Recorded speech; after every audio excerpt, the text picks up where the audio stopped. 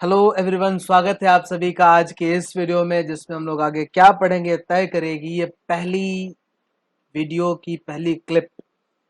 तो इसमें लिखा हुआ है फिल इन द ब्लैंक्स, जिसमें हमें ब्लैंक्स में ए एन द या एक्स, एक्स का मतलब है कोई आर्टिकल की जरूरत नहीं है, वो भरना है। ए और एन की वीडियो हम पहले भी देख चुके हैं, द की नहीं देखी है अभी तक, तो अब देखना है कि आप क्या अप्लाई करते हैं। ये क्वेश्चन है आपके सामने, 10 क्वेश्चन है, फटाफट से उसमें भरिए। अगर आपको लगता है किसी में ए की जरूरत है तो ए भरिए, किसी में एन की जरूरत है तो एन भरिए, द की जरूरत है तो द भरिए, और अगर कोई भी आर्टिकल की जरूरत नहीं है तो एक्स भर दीजिए, फटाफट से भरिए। अगर आपने भर लिया है तो चलिए चलते हैं आंसर्स की तरफ। फटाफट से आइए, मेरे साथ मैच कीजिए। और आंसर्स ये रहे आपके सामने। पहले वाले में द, दूसरे में अ, तीसरे में द, चौथे में फिर से द, पांचवे में एन, सिक्स्थ में कोई आर्टिकल की जरूरत नहीं है, सेवेंथ में अ, एट्थ में द, नाइन्थ में एन, और टेंथ में भी किसी आर्टिकल की जरूरत नहीं है। अब देखिए, अगर आपने मेरा ए और एन के यूज का वीडियो नहीं देखा है, मैं ऊपर लिंक शो कर रहा है, मैं आपको रिक्वेस्ट करता हूं कि उस लिंक पे क्लिक करके आप ए और एन के वीडियोस देख लें।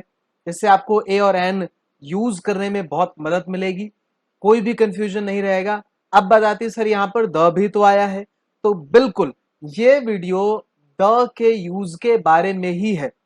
Is that clear? तो चलिए भाई, आर्टिकल्स डिस्कस कर रहे थे हम लोग, जिसमें अब हम लोग डिस्कस करने जा रहे हैं द और द के यूजेस। That's correct.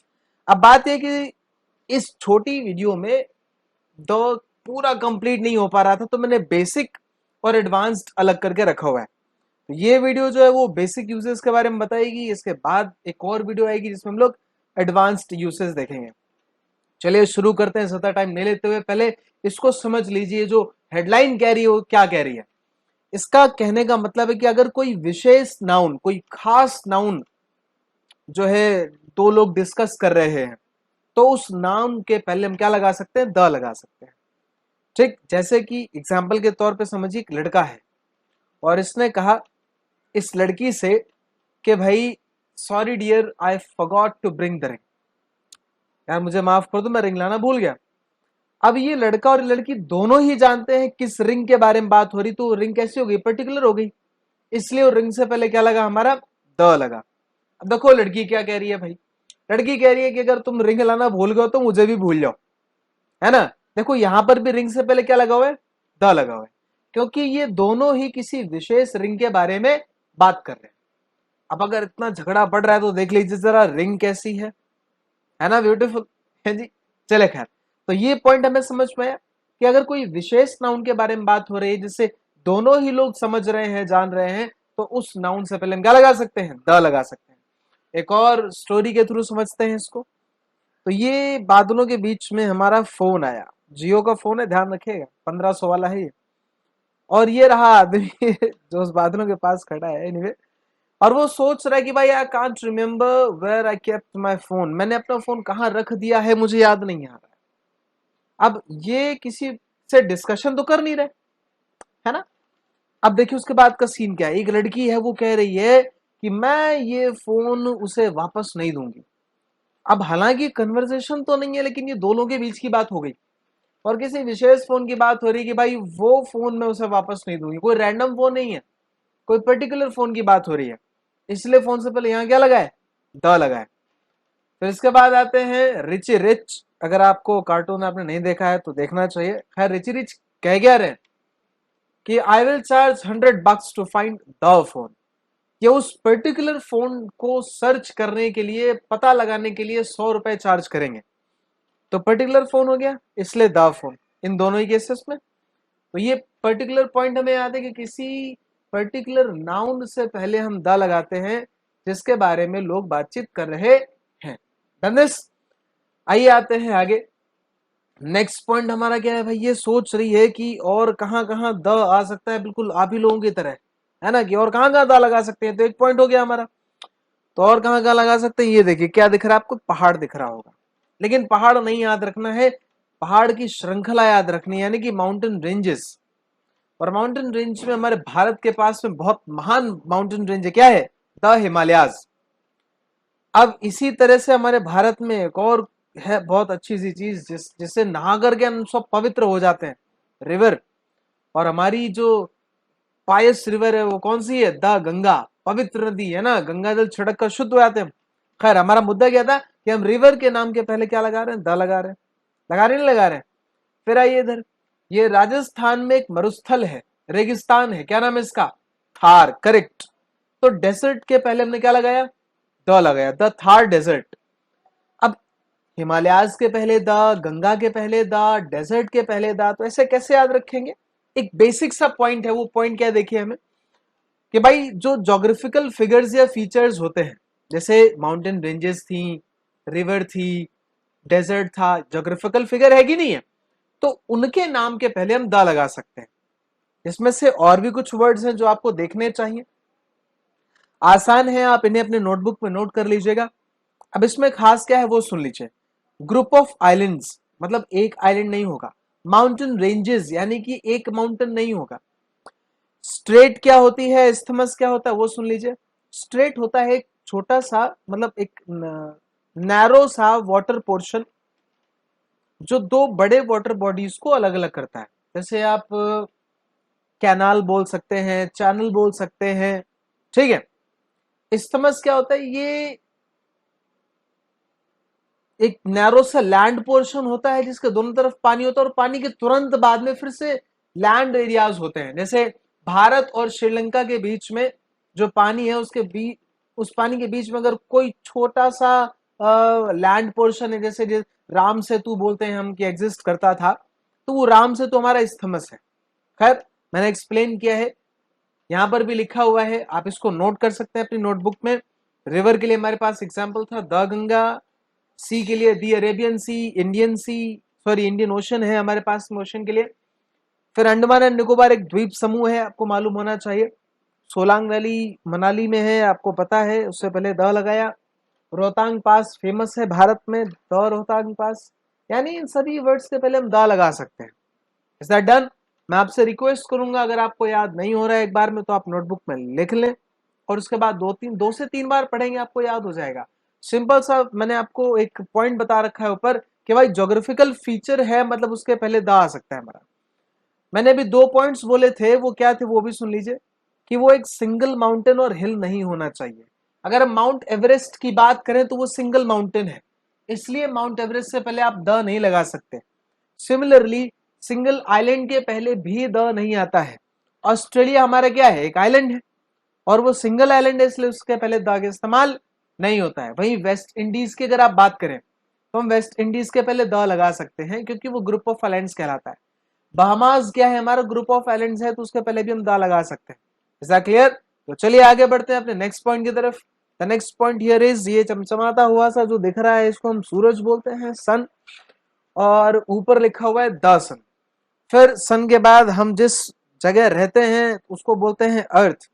कितनी ब्यूटीफुल से लग रही है ना। लॉकडाउन में अर्थ ने खुद को काफी हील किया है। खैर इसको हम बोलते हैं दी अर्थ, और ये अंत में मून। पूरा साइकिल कंप्लीट हो गया भाई। सुबह उठे, दिन भर खेले, रात में सो गए, और ये रहा हमारा द मून। अगर आप गौर से देखें तो सन के पहले द क्यों आया, अर्थ के पहले द क्यों आया, और मून के पहले द क्यों आया, उसका रीजन ये रहा आपके सामने। अगर हम सेलेस्टियल बॉडी की बात करें, हेवनली बॉडी की बात करें, यानी हर एक उस चीज की बात करें जो स्पेस में पाई जाती है, अंतरिक्ष में पाई जाती है, नेचुरल है, उसे हम क्या बोलते हैं? सेलेस्टियल बॉडी या फिर हेवनली बॉडी। और उसके नाम के पहले हम क्या लगा सकते हैं? द लगा सकते हैं। जैसे कि ये रहे आपके गैलेक्सी, है ना, star, planet, satellite, comet. Galaxy में हमारी जो गैलेक्सी उसका क्या नाम है? The milky way, correct. Star अभी हमने देखा हमारी अर्थ के पास जो सबसे पास में स्टार है वो क्या है? The sun. प्लैनेट में हम लोगों ने अपनी ही प्लैनेट का नाम रखा है the earth. The Jupiter, the Mars भी सही है, कुछ गलत नहीं है। सैटेलाइट में मुझे तो एक ही सैटेलाइट का नाम पता है, द मून। ऐसा कुछ लोग कहते हैं सर आर्टिफिशियल सैटेलाइट के पहले द आ सकता है, so of course we can use Halley's comet. एक ही कॉमेट मुझे तो पता है, बाकी आप ज्योग्राफी में पढ़ सकते हैं अगर और भी कोई कॉमेट है तो। द हेलीज कॉमेट बिल्कुल सही है। फिर आते हैं आगे, क्या क्या पॉइंट्स हो सकते हैं हमारे आगे पॉइंट्स में। ये रहा हमारे पास में ताजमहल, और इसको हमने पढ़ा द ताजमहल। फिर अगर ये आपको नहीं पता है तो पता होना चाहिए, ये है स्टैच्यू ऑफ यूनिटी। पहले स्टैच्यू ऑफ लिबर्टी काफी फेमस था, लेकिन अब उससे ऊंची स्टैच्यू बन गई है, उसको हम बोलते हैं स्टैच्यू ऑफ यूनिटी। ये भारत में है, गुजरात में है। और इस स्टैच्यू ऑफ यूनिटी के पहले भी क्या लगा है? द लगा है। तो भाई ताजमहल से पहले द क्यों और स्टैच्यू ऑफ यूनिटी से पहले द क्यों, वो भी देख लेते हैं। उसका कारण है हमारे पास में वो जो वेल नोन स्ट्रक्चर्स या बिल्डिंग्स होती हैं, जो बहुत फेमस हैं, जिसके बारे में सभी लोग जानते हैं, उन स्ट्रक्चर्स या बिल्डिंग्स के पहले हम क्या लगा सकते हैं? द लगा सकते हैं। ऐसे दिल्ली में क्या फेमस है? कुतुब मीनार, तो द कुतुब मीनार बोल सकते हैं। जैसे कि Lal Qila, the Red Fort. जैसे कि चाइना में ग्रेट वॉल बोलते हैं ना, the Great Wall of China. So और भी एग्जांपल्स हैं आपके पास में, आप इन्हें पढ़ सकते हैं, देख सकते हैं। द ताज होटल भी फेमस है, मैंने बिल्डिंग्स भी ऐड किया है इसीलिए आपकी हेल्प के लिए। आप इन्हें नोट कर सकते हैं, और भी एग्जांपल्स अपने मन से बना सकते हैं, सोच सकते हैं, देख सकते हैं। आगे बढ़ते हैं नेक्स्ट पॉइंट की तरफ। हमारा नेक्स्ट पॉइंट क्या है भाई? अब ये देखो, ये रहे कुछ सिंबल्स जो हमें रिलीजन शो करते हैं, धर्म शो करते हैं। तो पहला पॉइंट हमारा क्या है भाई? रिलीजियस ग्रुप्स और कम्युनिटीज। जैसे कुछ लोग जैन्स हैं, कुछ हिंदूज हैं, कुछ क्रिश्चियंस हैं, कुछ सिख्स हैं, कुछ मुस्लिम्स हैं, कुछ बुद्धिस्ट हैं, और भी कई सारे हैं, मुझे मालूम नहीं है सारे। तो भाई इन सभी के पहले मैंने द लगा रखा है, यानी कि अगर हम कभी रिलीजियस ग्रुप्स की बात करें, उनसे पहले हम क्या लगा सकते हैं? द लगा सकते हैं। अब ये जो किताबें पढ़ते हैं, तो वो क्या हो जाएंगी? रिलीजियस बुक्स हो जाएंगी।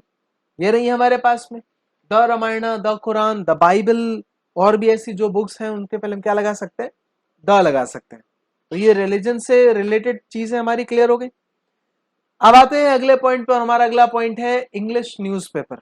हिंदी के न्यूज़पेपर की अगर हम बात करें, तो भाई देखो, हम इंडिया में रह रहे हैं इसलिए हम हिंदी के न्यूज़पेपर की बात कर रहे हैं। दैनिक जागरण से पहले कभी द देखा है आपने? अमर उजाला से पहले? नहीं। मुझे उर्दू के न्यूज़पेपर के नाम नहीं पता है, I am sorry for that. और ज्यादातर मैंने जो द का इस्तेमाल देखा है, वो इंग्लिश के न्यूज़पेपर्स में ही देखा है, या इंग्लिश का नाम है उस न्यूज़पेपर का, तो द आया है। एग्जाम्पल आपके पास में है the times of India, the Deccan Herald. फिर आते हैं अगले पॉइंट पे। हमारा अगला पॉइंट है कमिटी। एक कमिटी गठित की कुछ काम करने के लिए, उस कमिटी का नाम रखा, तो उस नाम से पहले हम क्या यूज कर सकते हैं? द यूज कर सकते हैं। इकोनॉमिक्स में आप पढ़ते होंगे द रंग राजन कमिटी, अगर आपने नहीं पढ़ा आप चेक कर सकते हैं, मिल जाएगी आपको। बहुत इंपॉर्टेंट रोल है इसका भारत की इकोनॉमिक्स में। फिर अगला पॉइंट हमारा है क्लब। जैसे मुझे एक फुटबॉलर पसंद है, लायनल मेसी। अब मेसी किस क्लब से खेलते हैं? The Barcelona. तो बार्सिलोना से पहले द लगा हुआ है, क्योंकि बार्सिलोना क्या है? क्लब है। फिर आता है ट्रस्ट। भारत में एक ट्रस्ट बड़ा फेमस हो रखा है इस समय, पतंजलि ट्रस्ट। तो पतंजलि ट्रस्ट के पहले हम क्या लगा सकते हैं? द, क्योंकि हमारे पास रीजन, हम ट्रस्ट से पहले द लगा सकते हैं। अगला पॉइंट हमारे पास में क्या? Historical moments. भाई बक्सर का युद्ध हुआ, the battle of Buxar. Plassey का युद्ध हुआ, द बैटल ऑफ प्लासी। 1857 की क्रांति हुई, द रिवोल्ट ऑफ 1857। तो हमने इन तीनों वर्ड्स के पहले, इन तीनों फ्रेजेस के पहले क्या लगाया? द लगाया, क्योंकि हिस्टोरिकल मोमेंट्स के पहले हम क्या लगा सकते हैं? द लगा सकते हैं। ये एग्जांपल है आपके सामने। फिर आते हैं फैमिलीज और कम्युनिटीज। जो आपने थंबनेल में देखा था द ओबामाज, वो यहां पर आया है अभी, कि भाई अगर कभी फैमिलीज की बात की जाए प्रॉपर, जैसे गुप्ताज, शर्माज, है ना, पांडेज, शुक्लाज, चतुर्वेदीज, त्रिपाठीज, चौहान्स, गुर्जर्स, चौधरीज, मौर्याज, ये फैमिलीज हैं। कम्युनिटीज भी बोल सकते हैं आप इन्हें। तो इनके पहले हम द लगा सकते हैं। आपसे एक रिक्वेस्ट ये भी है कि उस फैमिली के लास्ट में जो एस आ रहा है, उससे पहले अपोस्ट्रोफ का सिंबल ना लगाएं, विदाउट अपोस्ट्रोफ रखें। वो क्या है वो हम लोग बाद में डिस्कस करेंगे। जिन्हें मालूम है बहुत अच्छी बात है, नहीं मालूम कोई बात नहीं, सिंपली एस लगाना है। एग्जाम्पल आपके पास कुछ दिए हुए हैं, आप अपने सरनेम में एस लगाकर और उस प्रॉपर वर्ड से पहले द लगा करके फैमिली बना सकते हैं। जैसे अगर आपका सरनेम है वशुर टेक वर्मा, मेरा नाम अजय वर्मा है, तो मैं वर्मा में एस लगाऊं, मेरा सरनेम वर्मा है, वर्माज बनाया, और वर्माज के पहले क्या लगा दिया? द लगा दिया, तो बन गया द वर्माज। तो ये वर्मा फैमिली बन गई, या वर्मा कम्युनिटी बन गई। ऐसा क्लियर? तो आप अपने सरनेम के साथ ऐसे प्रैक्टिकल कर सकते हैं। आगे बढ़ते हैं हम लोग। Fill in the blanks. भैया पढ़ा है तो एक्सरसाइज भी करनी चाहिए। अब फिल इन द ब्लैंक्स में हम लोगों ने द पढ़ा था अभी, इसलिए या तो आपको द भरना है या कोई आर्टिकल नहीं भरना है। ठीक है, ये रही एक्सरसाइज आपके पास में। 1 से लेके 10 तक क्वेश्चंस हैं हमारे, फटाफट से भरिए। आई नो आप सब सही करने जा रहे हैं, और वीडियो पॉज करके भरिए जल्दी से। 1 से 10 तक भर करके लिख लीजिए द या फिर एक्स, यही दो ऑप्शन है आपके पास में। चलिए आंसर्स मैच करते हैं हम सभी, and the answers here are. पहले में कोई भी आर्टिकल नहीं आएगा, दूसरे में द, तीसरे में कोई भी आर्टिकल नहीं, चौथे में द, फिर से कोई आर्टिकल नहीं, फिर से कोई आर्टिकल नहीं, फिर द, फिर द, फिर द, फिर से कोई आर्टिकल नहीं। मतलब आपने कहीं कुछ गलतियां की हैं। अब जो पॉइंट्स आपके छूट रहे हैं तो देखिए क्यों छूट रहे हैं, क्या आपने इस वीडियो में नहीं पढ़ा? और अगर नहीं पढ़ा तो कमेंट सेक्शन में जरूर बताइए।